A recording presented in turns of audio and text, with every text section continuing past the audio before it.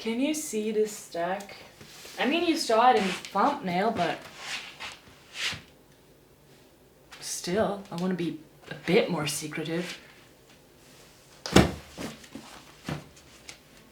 Put it on the floor. So I want to talk about all the books, the good ones and the bad ones, that had somewhat of an impact on me in the year of 2021. It was quite a few. I do have one limitation to this whole video. I don't want to talk about series that I haven't finished yet. So basically all the manga series that I started and that I was raving about the past couple of videos, I will not put in this video. I will show you what I mean by showing you Naruto, which I started, but I have about 20 more volumes to go to finish it, and I'm not gonna judge the whole series without having finished it. So although it has influenced me greatly, it's not a book that made me. Kind of is, but you know what I mean, right? As a supplement for this though, I'm gonna talk about Midnight Sun. I read it in the month of January, and this is gonna work as a supplement because what this did to me was basically the same thing that every manga did. It brought me back memory lane. It connected me to a previous person that I once was, and I was, when I was about 13 or 14 or whatever age, obsessed with Twilight. This obsession, didn't expect it to come back, but it kind of did hit me hard. After I finished this though, I kind of fell into a huge hole thinking that, wow, I kind of never will feel about books like this anymore. And so I became very frustrated and I didn't read for 2 months. Until one day, I picked up Carrie by Stephen King. Carrie was the first book that I just grabbed.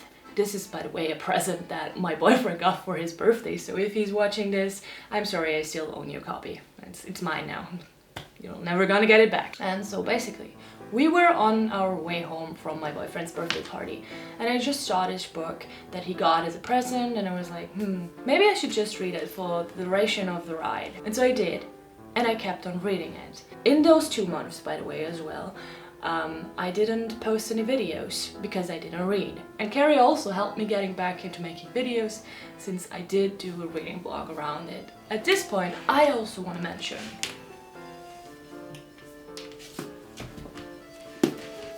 Misery.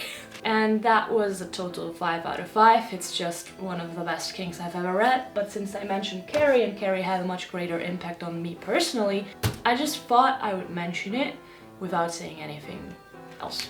Next I want to mention Shiver by Junji Ito, which is a short story manga horror collection. I don't know if that is the right order, but anyways, this one was the book that deepened, I mean not exactly this one, but one of the books that deepened my love for horror manga. And does it what? It smells funny, okay? Just saying. I don't know why that is.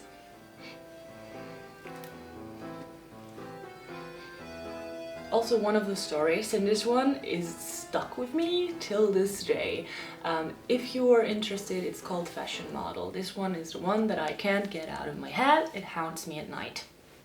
Because this was way too much sunshine and positivity, I want to bring back some of my negative thoughts with talking about the book that I didn't enjoy. And Mason, please don't come for me, but The Midnight Library by Haig just bored me out of my mind.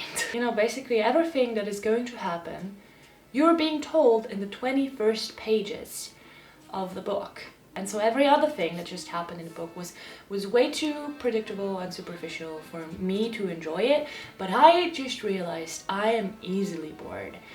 Really, like, if I've just read a story or if I can figure out where something is going, I will not enjoy the book. I don't know, I definitely don't want to ruin anyone's joy with this one. It was just 100% not for me. And then continuing with the Hotstop series. I know that this is technically a series that hasn't finished yet, but the 5th part isn't out yet, at least not where I am from. So I do consider it finished, at least on my part, until Oseman brings out the next one.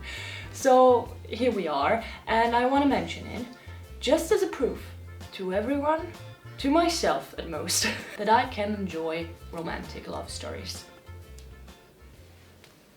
Moving on with another negative one, which is The Smallest Common Reality by Mai Thi Nguyen-Kim, which I have really translated because it's I think, as far as to my knowledge, only available in German. She is a German YouTuber, a scientist who is kind of letting the broader audience, like people who are not working in science, in on how scientists work and the general practices in diverse scientific fields. And I DNF'd it after the second chapter. Normally, I wouldn't dare to comment on a book that I have DNF'd, since I am not able to judge it. But this one infuriated me on a deep personal level. The second chapter is about research in psychology. And I do study psychology, so I am quite partial.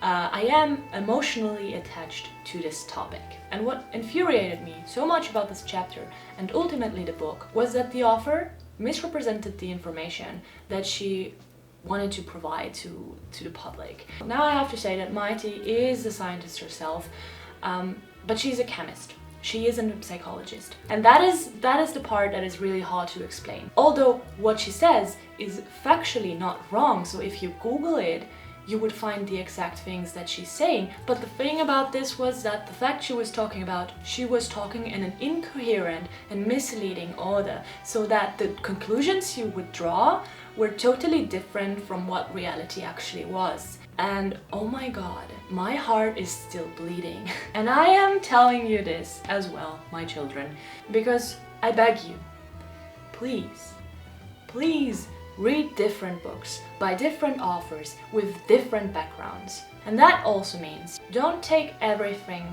from a person at face value just because they have a kind of authority around them. Back to another positive one, an empowering and strong one, though with the toughest scenes that I've ever had to get through, which was Desertflower by Waris Dirie. This is the life story of the Somali model that became the face against female genitalia mutilation. Sounds like a slogan, but for a product you don't want to have. I think never in my life have I ever encountered a book before that made me scream out in pain. And yet, it is not entirely about this part of her life. I mean, it influenced her in some parts greatly, but on the other hand, it doesn't make up her whole persona. Her life and accomplishments are in general a fascinating journey and definitely worth reading. Next, I'm gonna mention Imaginary Friend by Chbosky, a book that taught me to DNF the fuck more, because my gut feeling is mostly right. This battle though, I fought until the end, and I actually don't know why I did. I think the thing that hurt me the most was that I had the highest expectations for this. Maybe that's why it also hit me that low, but I can't change it. Like, I love the process of being a wallflower. I hated this one. Honestly hated it. It was so frustrating to read. And then the last book that I want to mention for this video, which wasn't only one of the best books that I read this year, but probably one of the best that I read my entire life, and that was, of course, how could it be different, Klara and the Sun by Junji Ito. Did I just say Junji Ito? Kazuo Ishiguro. I was just truly blown away because this book is written with masterly skill. Like, tell me how. How? I'm not talking about the words that he uses or the plot of the story, because the plot isn't too complicated. It actually is pretty simple, and the words that he uses easily understandable for most people. But the writing? Oh my god, the way that he knows when to write what to make you feel how he wants you to feel, and this is genius. And each time now that I finished one of his books, they kind of hijack a part of my brain and stay there forever. So this is it. This is the list of books that made me 2021. Let me know what you think and what your most favorite and most disliked books were in the comments, and I'll see you at another time in another video.